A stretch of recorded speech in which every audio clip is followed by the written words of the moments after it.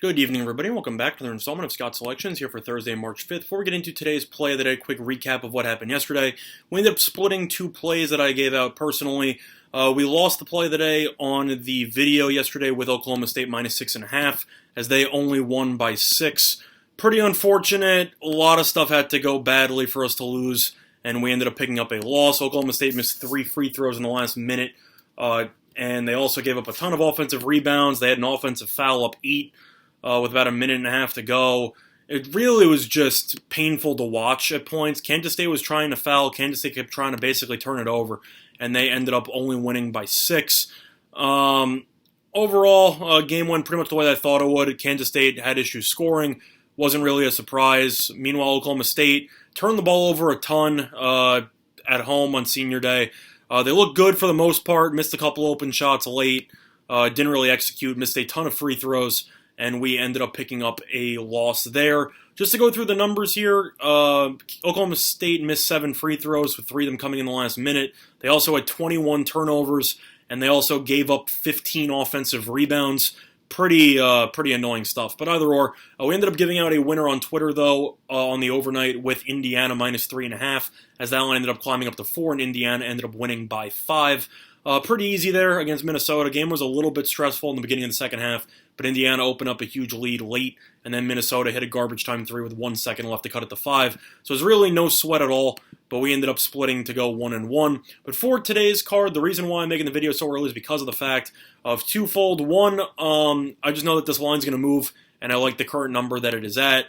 And B, have some errands I got to run tomorrow. I might be able to make a video tomorrow, I might not be able to, but just in case, I figured I might as well make one now before it was too late. And the play that we're going to be looking at is going to be on an NBA matchup between the Philadelphia 76ers and the Sacramento Kings, and we're going to be taking the Sacramento Kings minus 5, and that one is available on Fox Bet at minus 110.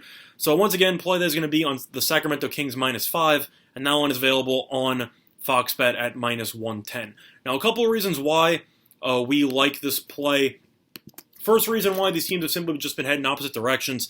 Philadelphia, as everyone knows, is currently without Simmons and Embiid, and they have looked relatively lost with both of them out of the game. I know that they were competitive against the Clippers and against the Lakers for about a half, but at the end of the day, this team just doesn't have enough firepower to actually remain competitive.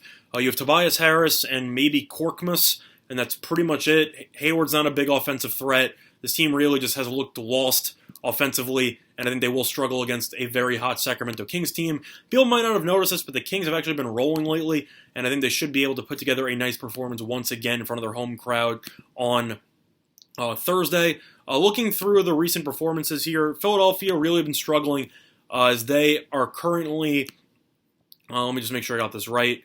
They're currently 1-3 in their last 4, whereas the Kings have been on fire. They've had a pretty easy schedule at the same point, but the 76ers without their best 2 players are definitely a weaker opponent than the record might indicate.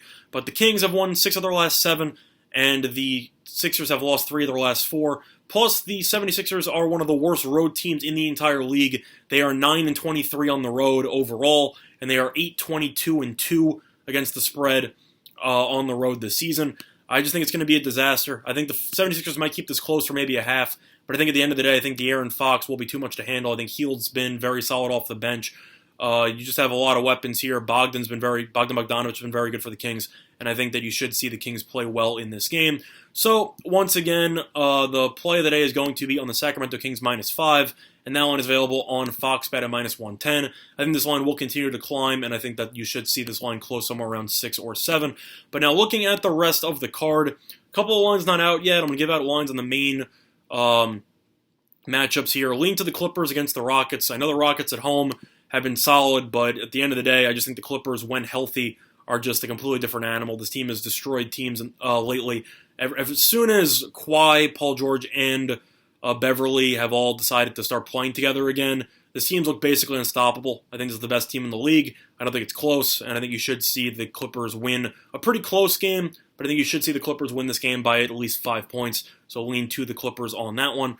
Other than that, a lot of college basketball games. I do have some college tournaments, conference tournaments, I should say, in full swing.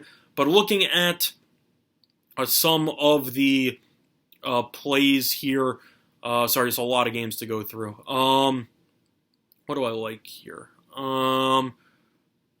Sorry, just looking through it. What do I like? I'm gonna lean to Memphis -1.5 against Wichita State. Wichita State's coming in off a big win against SMU, in which they came back over the weekend. But as a whole, Memphis has still been very solid at home. I know that with Wiseman out, they probably will not make the tournament. But the fact that Memphis is favored by 1.5 here makes me believe that Memphis will be the right side. This game should be close throughout, but at the end of the day, I think Memphis will make enough plays in order to win this game by at least 2 points. So lean to Memphis on that one. Other than that, sorry, just going through all these matchups. I'm going to lean to the under 131.5 between Oregon and California. Oregon offensively, besides Pritchard's been pretty lackluster. It's been it's been underwhelming to say the least. And California's offense has not been great either. I think this game should finish in the 120s. I think California should struggle to break 60 points. I'll lean to the under in that one.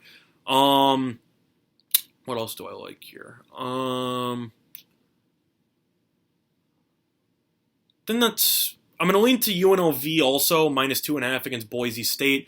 UNLV has been playing really well with just lately in conference play. Boise State, even though they have been decent this season, they've been a lot better at home than they have on the road. I think UNLV should be able to play well in this game. Lean to the Rebels in that one. I think they'll get the job done. And the last one I'll give out will actually be on Drake -2.5 against Illinois State. Drake, despite getting embarrassed over the weekend by Northern Iowa, I think Northern Iowa is the best team in the entire conference. And Drake has been pretty solid at home this season, where Illinois State has not been that great on the road. So I think you should see Drake play well. This game should be close. But at the end of the day, I think Drake will get the push it needs from its home court. And I think you should see Drake end up winning this game by at least 3 points. Drake is 14-2 at home, and Illinois State is 1-11 on the road.